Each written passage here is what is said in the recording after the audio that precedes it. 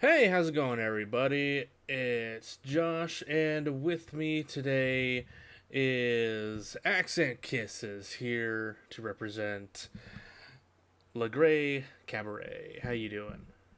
Hey Josh, I'm doing pretty good. Tired, but I feel like that's just existing at this point. Yeah, it really is just existing at this point. Okay, so today we're here because we're doing a con review for Kadabracon 2025. Now, this is a convention that is in the Corpus Christi area, and this is their third year running. And I was there with Alessandro last year. If any of you guys were have been following us over the past few years, you know that we went last year.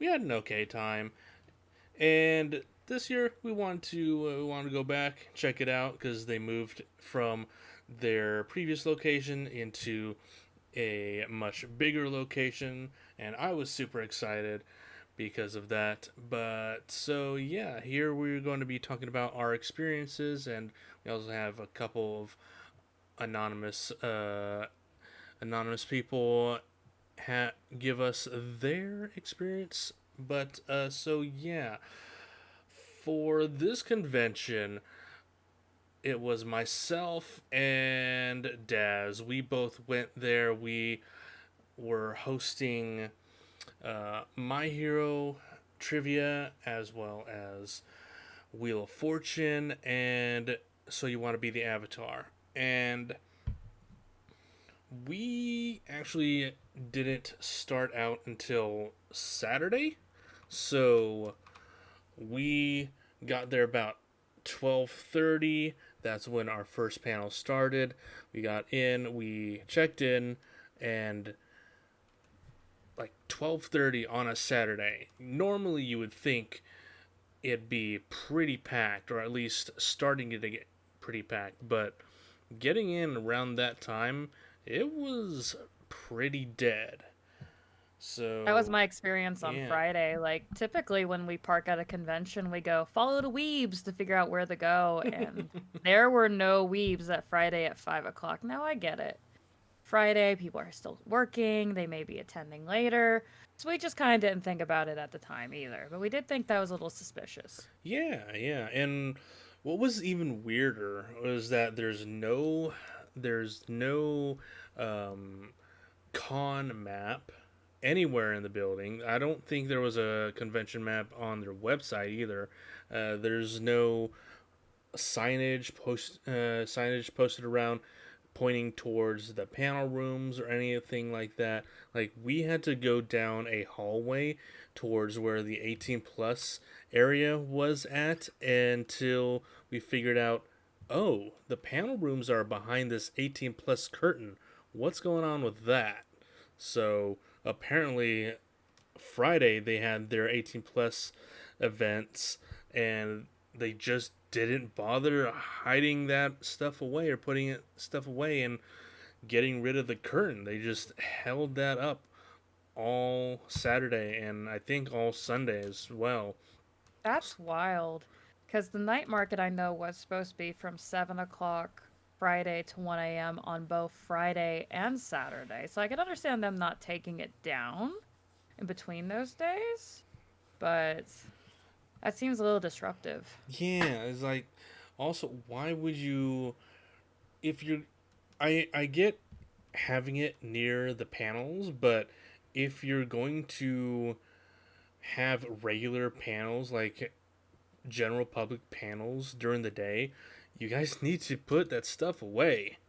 You need to just like put it in another room or just put put the entire area like under tarp or something like that so people don't see that, which they eventually did, but that was like towards 2 or 3 o'clock on the Saturday. Mm. So we get there for our first panel, which was our My Hero panel, and we get to the panel rooms. We look inside. No table, no seating for either ourselves, the panelists, or the attendees. And there's no projector. Well, there's a projector, but it's really small. It's really old, and you turn it on, you can barely see anything on the wall. What about the sound equipment? They brought in boom. They brought in sound equipment like later towards the afternoon, but we didn't really use it, and I didn't have any experiences with it, so I can't really say for that. But Fair. Fair. I mean, in our second panel, we had a TV, thankfully, so there was at least sound coming out of the TV. But yeah, I mean, for our first panel, we had to just sit on the floor, and I had to use my actual computer to show everyone all the slides and whatnot. And That's wild. people That had, is yeah, wild. it really is. People had to sit down on the floor and try to get close to the computers, see the Like, slides. not to be that person, but I'm gonna be that person. That's kind of ableist to expect people to be able to sit on the floor, honestly. Not I know. Not only that, just the fact that they didn't put out any chairs or tables to begin with. Is like, what are you guys doing? This is their third year Mm-hmm. running, so they should have a sense of what needs to be done here and there. Like, they should know that panels are pretty important. You need Mm-hmm. seating, and I even heard that the convention center was charging $10 per seat. That would make sense. I have not heard that myself. What I heard was that the organizers brought their own infrastructure, such as tables and chairs, Mm-hmm. which is why there was not that many towards the end of the setup period. Yeah, yeah. All the like organizers brought their stuff. The vendors had to basically steal tables and steal chairs just to set up their stuff. Yeah.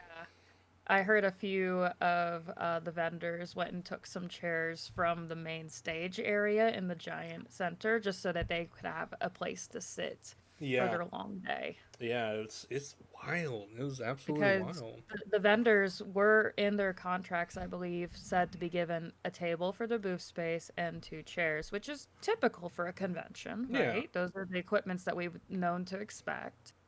So the fact that those items weren't provided is flabbergasting to me. Mm-hmm. Mm-hmm. Yeah, yeah. And like, I get it.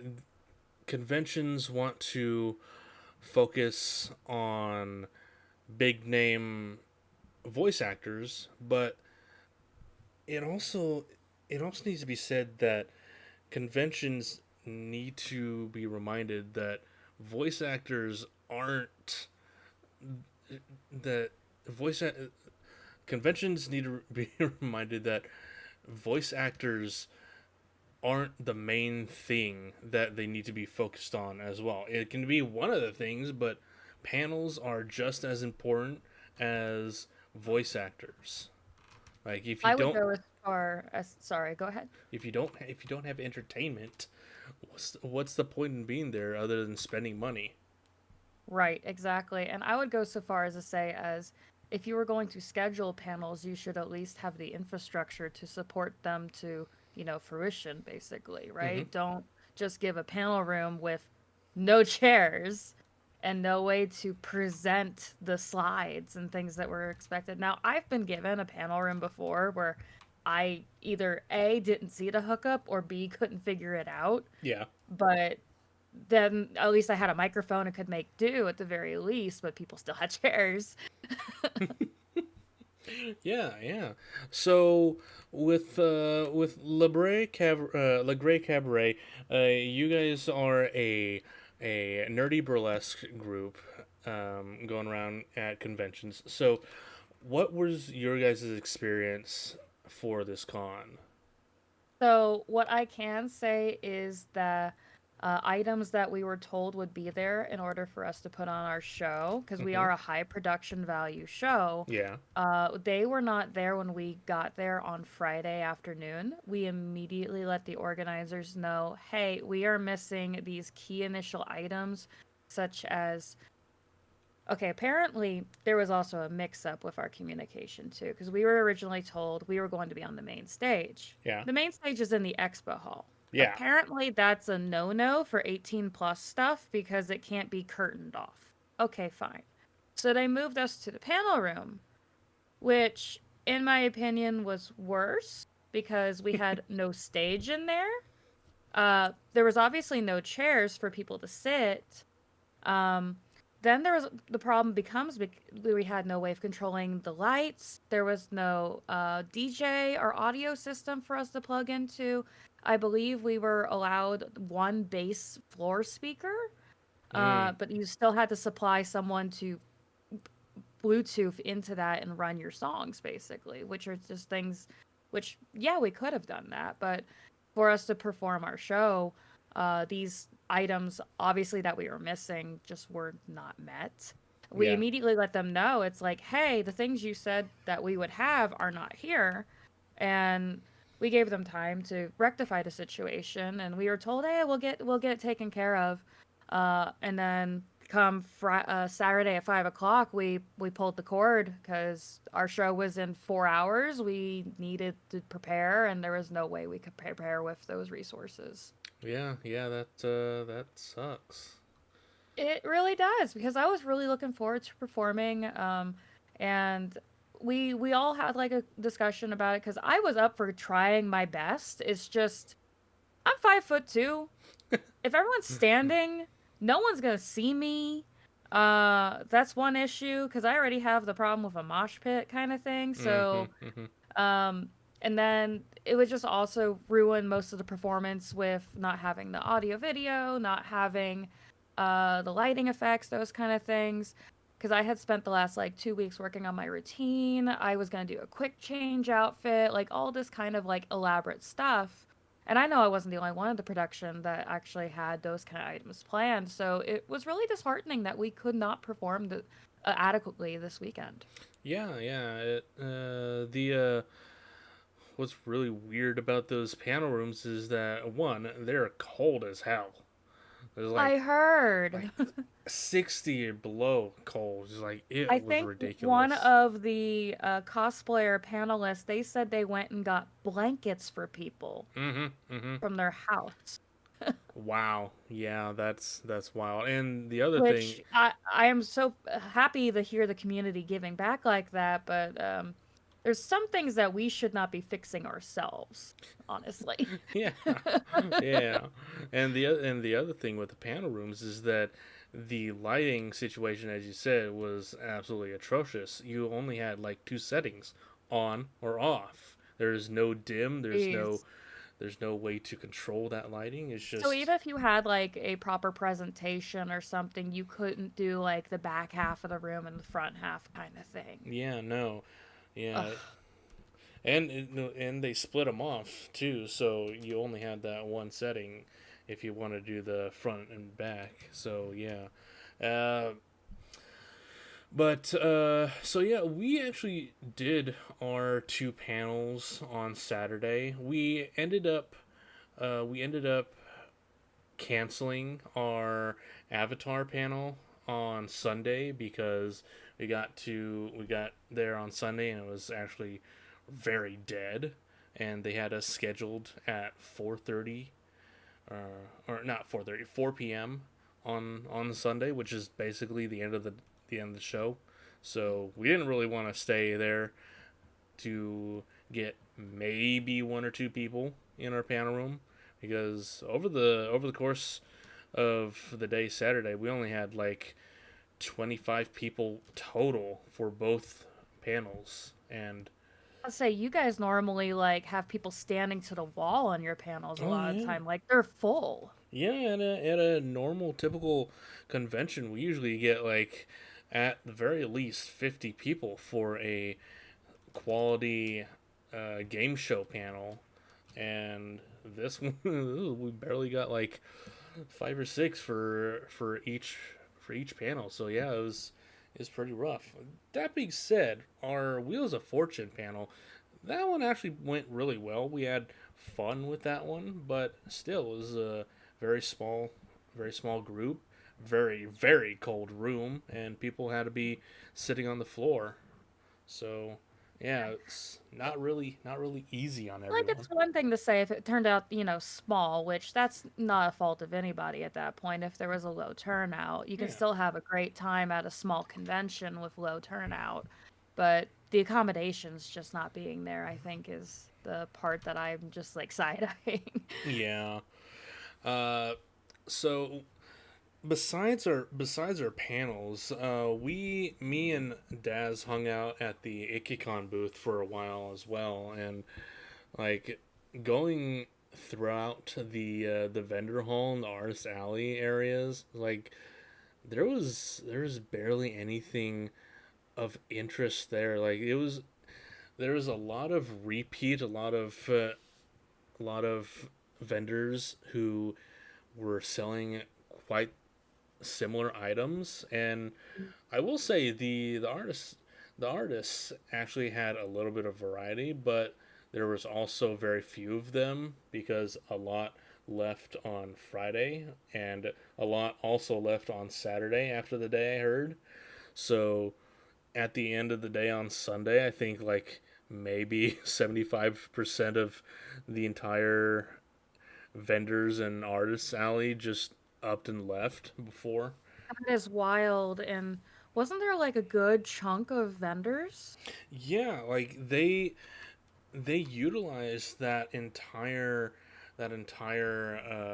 show floor area for vendors, artists. They had a gaming section, a small gaming section, and then the voice actors as well. So a lot of people were there mainly just for the voice actors, and from my best estimate, I would say there's maybe upwards to 250 people total throughout that entire weekend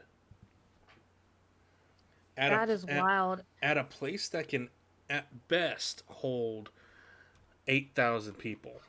I'll say that was the number I was hearing was between 5 to 10,000 was what was expected to show this weekend. Like I was really excited for this. This was my first Kadabracon. I honestly hadn't heard of it prior.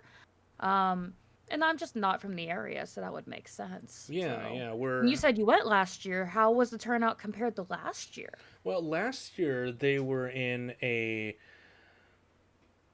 the best the best way I could describe it is a dance hall, a quinceañera hall, basically. So last year they were in a much smaller area. I would say, if we're comparing the size between last year and this year, last year's was about as big as half of the showroom floor, Hmm. give or take. No, I'll say 3/4 of the showroom floor was about the size of the entire building last year, and they only had one panel room, and that panel room last year was being shared with an arts and crafts in the same space as well. So that was a little rough. They also had a little under the same amount of vendors and artists in the same showroom floor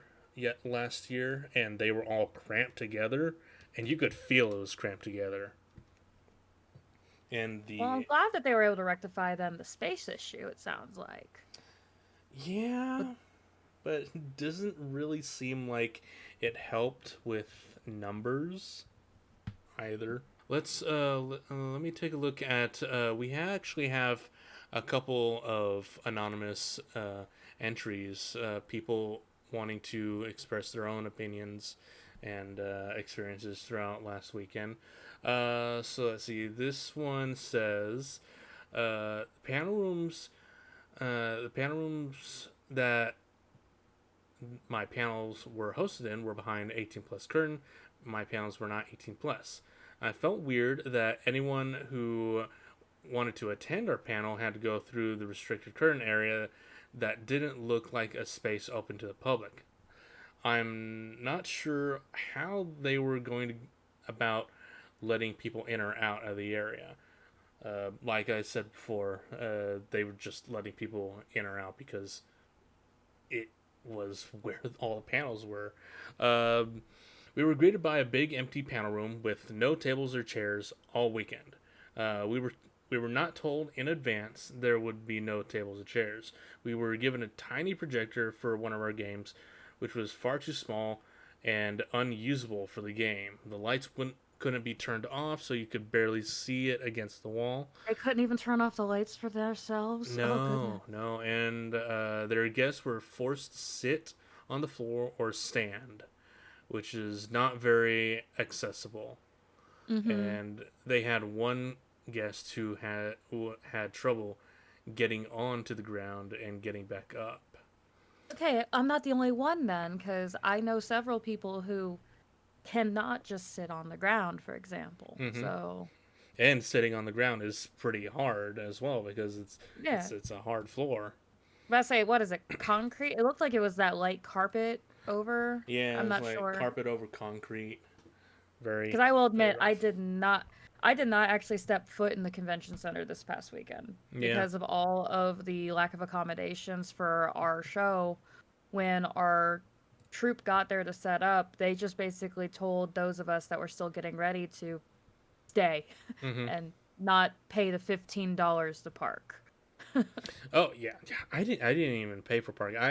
I've been to that convention center before earlier this year, so I knew where the free parking was on Saturday, so I didn't See, have to pay. I went around back the park and they said vendor parking was lot 10. So we went to go park there. It was full, however, so they were redirecting us to the regular person lot. And uh, $15 was what it was, and it's no in or out. It's just as it was. So I paid $15 to literally pick up my badge and then to go to our hotel, Mm. which was wild, honestly. One of the things I did want to bring up, the convention center was being very stickler about no outside food or water, which I get. Yeah, Don't go and bring Whataburger in. I totally get that, right? But they would not even let sealed water bottles in. that's wild. Yeah, I actually Yeah. I actually I have saw. never had that with, because I always bring like a pallet of water to share amongst people.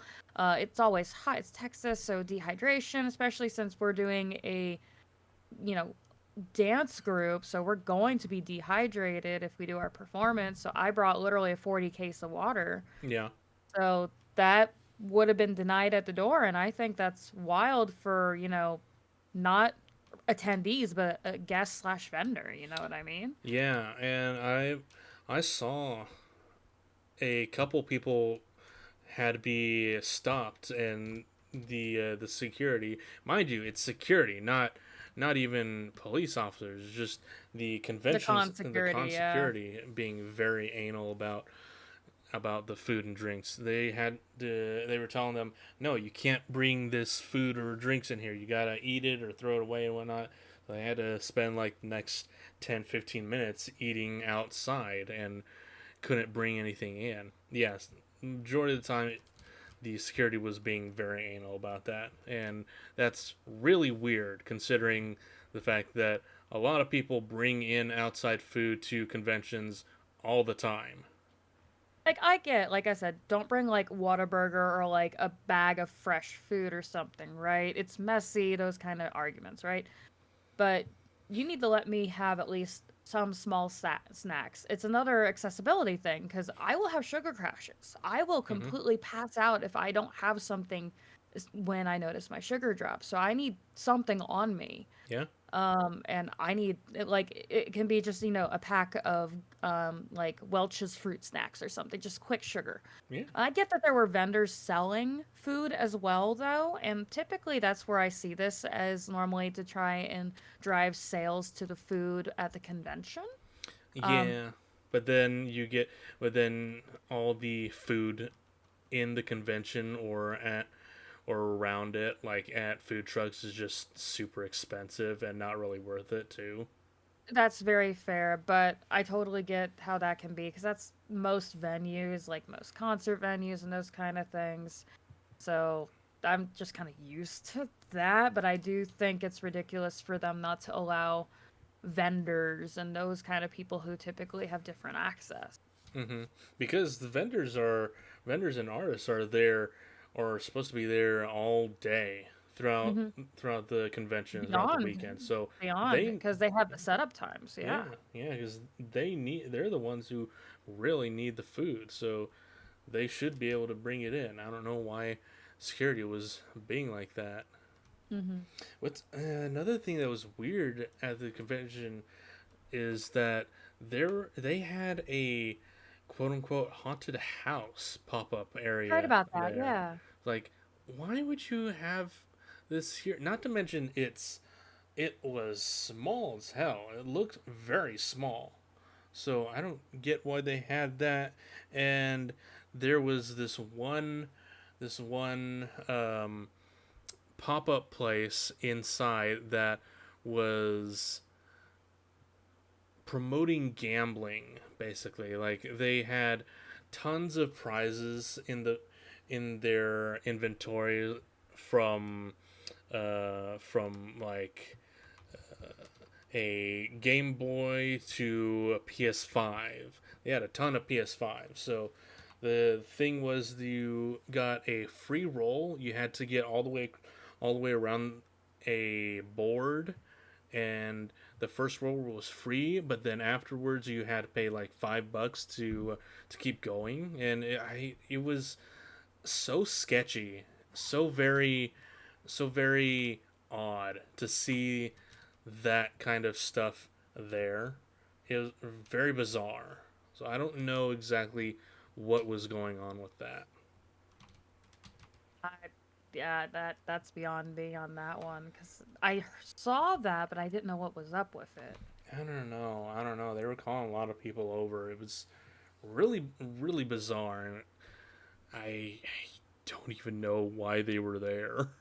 To be honest, it was really weird. But yeah, this whole Kadabracon weekend was, in my opinion, a bust. It was a waste of time for me because we had to spend money to get down there. I drove 4.5 hours to get down there, hoping to have a good time, and all we did was just have a couple people in one panel and a couple people in another, and we didn't really do anything besides those Hmm. two panels, and just went back to our hotel room, and then it was Sunday, and then we just left. So in my opinion, Kadabracon 2025 was just a big waste of time, and from the sounds of it, it seems like this might be the final Kadabracon, just because of everything that's going on. Like, I was hearing people concerned about Echeforia, which is supposed to be in March because it's supposed to be by the same company, same venue. I heard people saying like they'll be surprised if that happens. So yeah, like we'll see. I even heard a lot of people saying that the owner of the con, the actual owner of the con, was barely even there this past weekend. So I'm surprised everything went the way it did. If I was to give Kadabracon a score out of 10, I would give it a 2. What would have made it worse? I'm really curious. I'm asking that question. What would have made it worse? Yeah, what would have made it worse? What were the 2 points? What'd you give it 2 points for? I give it a 2 because we had fun at our Wheel of Fortune game, and kind of had fun in our My Hero game. Those are the only two 2 points they get for it. The reason it's not a 0 is just because we had a little bit of fun, enjoyed ourselves a little, but I mean, I don't really know what would qualify a convention to be an absolute drag of the dregs, like 0 or negative That numbers. that's fair. I don't. That's fair. I think this is honestly the lowest I would ever go at the moment. I don't think I've ever seen or been at a zero convention, like an absolute Fair. nothing convention. Like, yeah, this was a nothing convention, but at least I had fun at one of our panels. That's fair. But That's fair. and like you didn't even go to the convention after I after. wanted to. Like I was like, "Hey, can we just show up?" And it's like, "No, don't even bother. We're packing up the booth and this kind of stuff." And it's like, "Oh, okay. Can I just like go see how it is?" And I think since we were pulling the whole cabaret out was why they were saying they didn't want the members to go there just in case, Hmm. which I understand valid at that point. So it's just, I don't know. I would have liked to have seen it from my own eyes because I do feel bad giving a review just off of things I've seen in pictures and everything I've heard. And, obviously the details of what happened to our Yeah. group, but still. I Ugh. did hear that the guests were slammed, so at least they were busy. One of my Yeah. friends who was a handler for the voice actor for Angel Dust, he said that man did not take a break all weekend. So at least it wasn't a complete loss across the board for everybody. Yeah. Yeah. I don't know.